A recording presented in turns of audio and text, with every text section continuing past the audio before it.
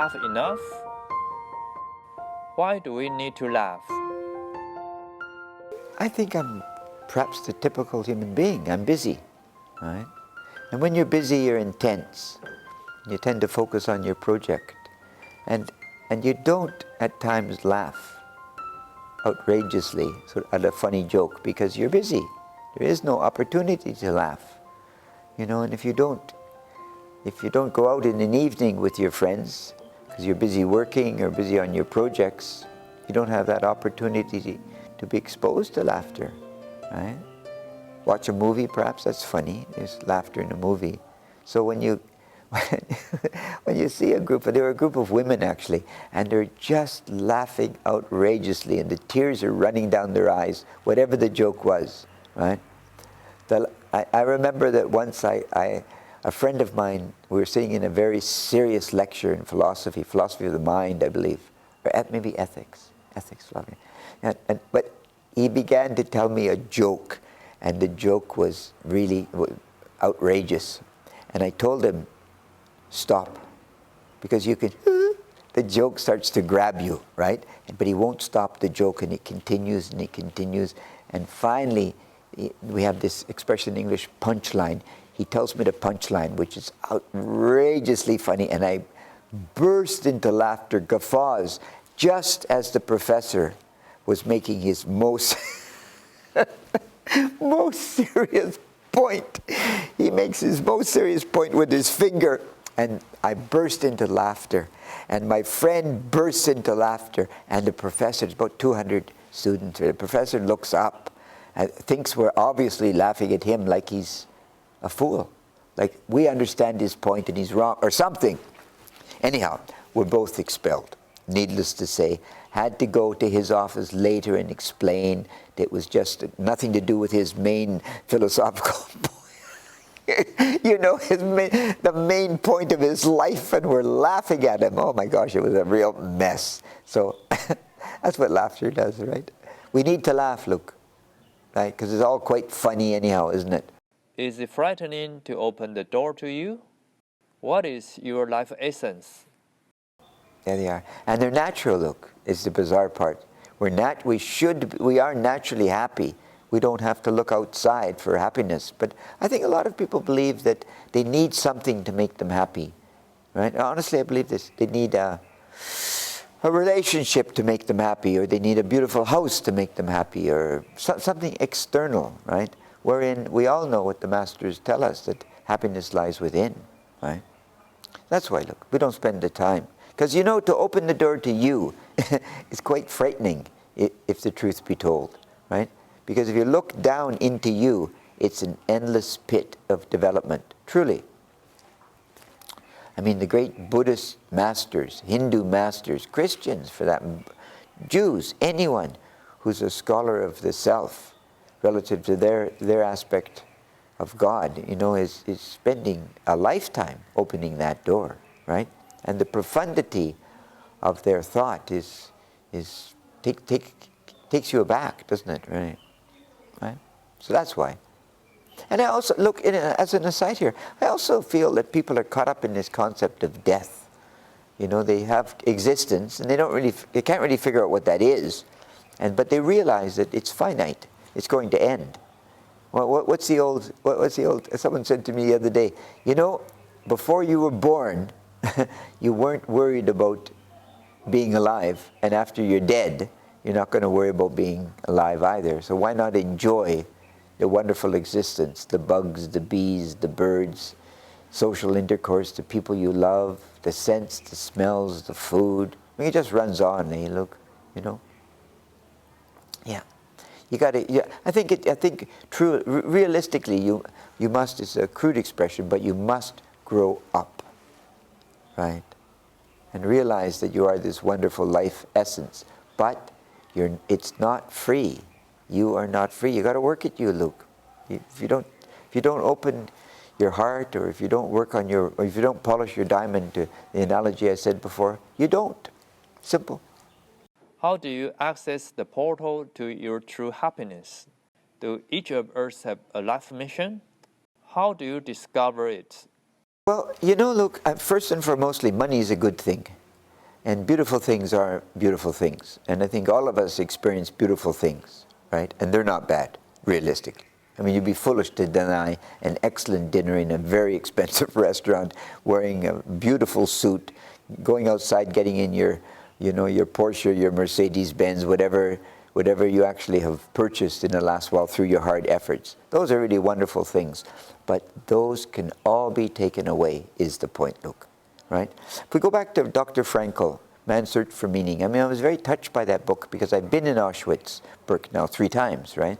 And they say the birds don't fly overhead, and I believe it because when I was there was a pallor of death, terrifying, right? So what did Frankl develop in those 3 years? He developed the realization that he was alone, period, alone. And in this, his wife was going to have a baby, she died. His brother died, his sister-in-law, his mom and his dad, they all died, and he was left alone, right? And then he had to rebuild his life, which he did. And why? Because he realized that his life essence, which we talked about earlier, his life essence meant that he had a mission.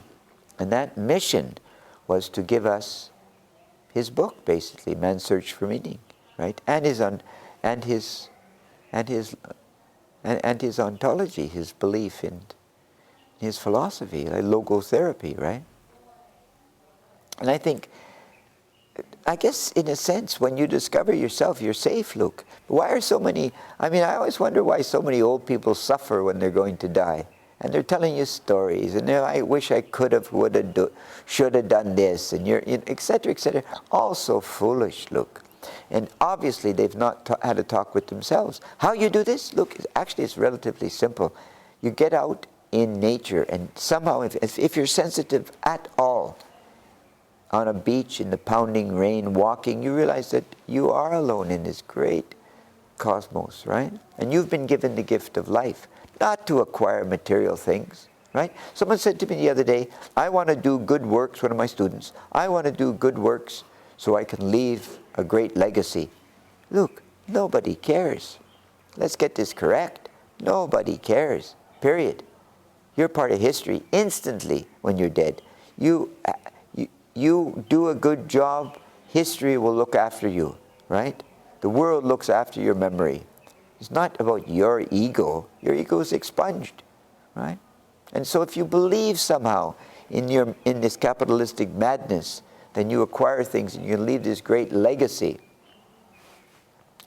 I find it's immature, look, basically, because it's not going to happen. Nobody cares. You know, in Vancouver, curiously, they have the Lower East Side is the worst area. They say it's one of the worst areas in Vancouver, right?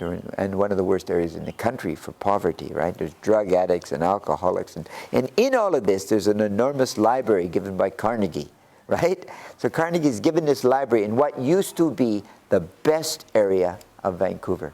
So here's this library, magnificent library, that magnificent neo-Gothic architecture, whatever it is, classical architecture maybe, in this impoverished area. And it's really weird, and it shows you how life is fickle, history is fickle, right? So he would be horrified, right, to see this, right? Horrified.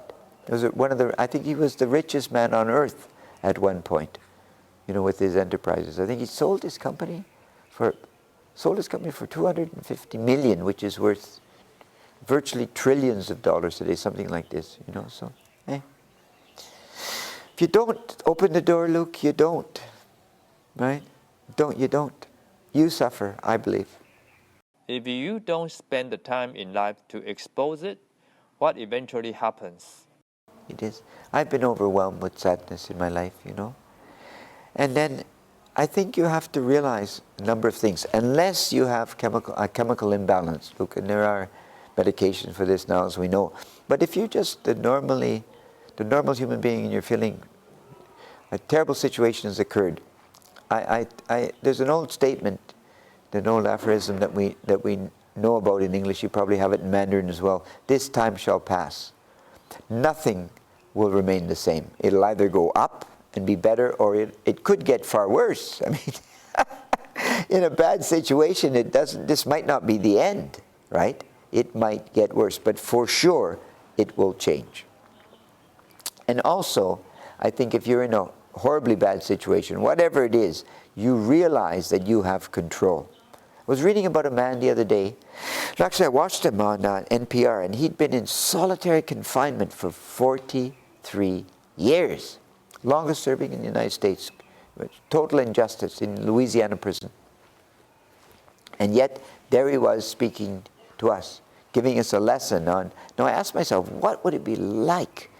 I mean, I can't imagine being isolated for a week, let alone 43 years, right? But he's there functioning, probably mentally deficient in some ways, would have to be, you know, or highly learned. I mean, you think to yourself, the Unabomber, Ted Kaczynski, I was reading recently that he likes being imprisoned in the maximum security prison because nobody bothers him, so he can work on his mathematical theses. So there we are. It's all how you do it. You know, I mean, it sounds like madness, right? I think it's called Florenceville in, I think it's in Arizona. It's a maximum security prison, middle of nowhere. And you know what's the ultimate cruelty? You can't look outside. There is no exposure to either the dark or the light, right? The windows are all opaque. Gee, how mankind thinks this stuff up, eh? Wow. Right, that's for the rest of your life. You'll never be exposed to natural sunlight again, ever.